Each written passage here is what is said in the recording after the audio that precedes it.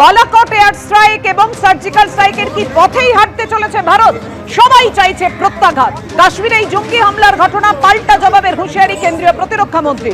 কিছু সময়ের মধ্যেই দেয়া হবে যোগ্য জবাব।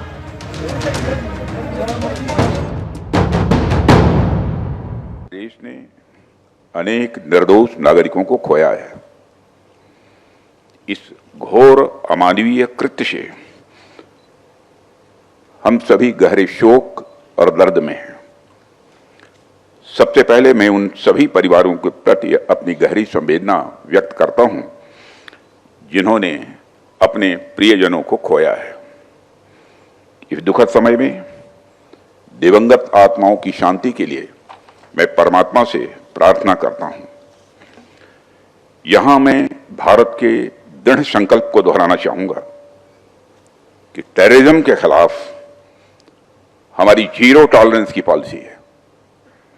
भारत का एक एक नागरिक इस कायरतापूर्ण हरकत के खिलाफ एकजुट है। मैं इस मंच से देशवासियों को आश्वस्त करता हूं, घटना के मद्देनजर भारत सरकार वो हर कदम उठाएगी जो जरूरी और उपयुक्त होगा।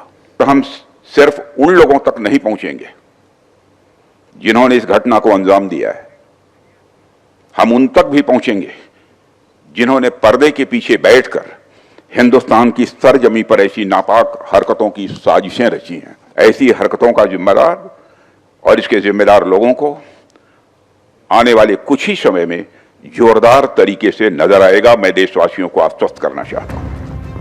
অতনু, রাজনাথ সিং বলছেন যারা পর্দার পেছনে থেকে এসব করাচ্ছে কিছু সময়ের মধ্যেই মিলবে জবাব। এখন প্রশ্ন হলো, এই পর্দার পেছনে কারা, নেপথ্যে কারা, যারা বেছে বেছে হিন্দু কিনা নিশ্চিত করে হত্যালীলা চালালো?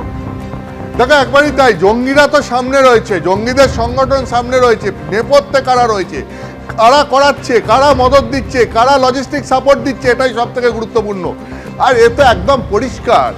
2008 সালের তুমি যদি 26/11 মুম্বাই আক্রমণ দেখো, আর আজকে যদি এই 2025 সালের গতকালের এই কাশ্মীরের এই জঙ্গিদের এই যেভাবে পর্যটকদের তারা বেছে বেছে, হিন্দু পর্যটকদের বেছে বেছে নির্বিচারে গুলি চালিয়ে খুন করেছে, এই ঘটনা দেখো। এই দুটোর মধ্যে নেপথ্যে কারা, এর মধ্যে কোনো তফাৎ নেই। জঙ্গিরা বদলে গেছে, কাশবের ফাঁসি হয়ে গেছে, অন্য কাশবরা আবার ময়দানে চলে এসছে। নেপথ্যে আসলে পাকিস্তান। গোয়েন্দারা বলছেন নেপথ্যের লোকগুলো একই, সেটা তারা পাকিস্তানে বসে, এবং এই জঙ্গিরা হচ্ছে গিয়ে তারা হচ্ছে মাধ্যম। এই জঙ্গিদের দিয়ে তারা এই ভারতবর্ষের বিরুদ্ধে একের পর এক ষড়যন্ত্র করছে এবং এই একের পর এক এই জঙ্গি হামলার ঘটনা ঘটাচ্ছে।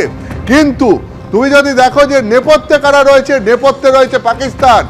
সেই 2008 সালে 26/11 যখন মুম্বাইয়ে জঙ্গি হামলার ঘটনা ঘটেছিল, যে জঙ্গিদেরকে প্রশিক্ষণ দিয়ে মুম্বাইয়ে পাঠানো হয়েছিল, তাদের প্রশিক্ষণ কারা দিয়েছিল?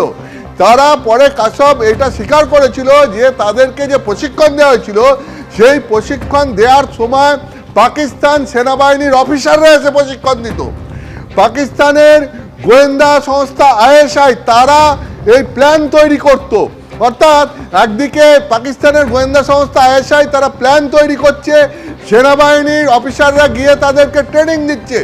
সরাসরি পাকিস্তান সরকারের মদত না থাকলে পরে দিনের পর দিন এই পাক মদতপুষ্ট জঙ্গি সংগঠনগুলো পাকিস্তানের মাটি ব্যবহার করে ঠিক তাদের পরিকল্পনা অনুযায়ী ভারতবর্ষের মধ্যে সীমান্ত পেরিয়ে ঢুকে সেখানে এইরকম একের পর এক জঙ্গি হামলার ঘটনা ঘটাতে পারে না, এটাই গোয়েন্দারা মনে করছেন। অর্থাৎ নেপথ্যে কারা? 2008 সালেও যারা নেপথ্যে ছিল, 2016 সালেও যখন উড়িতে অ্যাটাক হয় তখনও যারা নেপথ্যে ছিল, 2017 সালেও যখন অমরনাথ যাত্রীদের ওপর অ্যাটাক হয় যারা নেপথ্যে ছিল, 2019 সালে পুলওয়ামা অ্যাটাকের সময়ও তারাই নেপথ্যে, আর 2025-এও তারাই নেপথ্যে। তারা সব হচ্ছে পাকিস্তান সরকারের অংশ, কোনোটা সেনাবাহিনীর অংশ, কোনোটা গোয়েন্দা বিভাগের অংশ।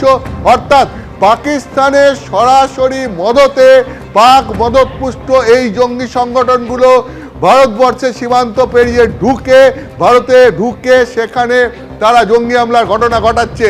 আর এই ষড়যন্ত্রের ব্লুপ্রিন্ট তৈরি হচ্ছে পাকিস্তানের মাটিতে বসে, এটাই গোয়েন্দারা বলছেন। ধন্যবাদ অতনু।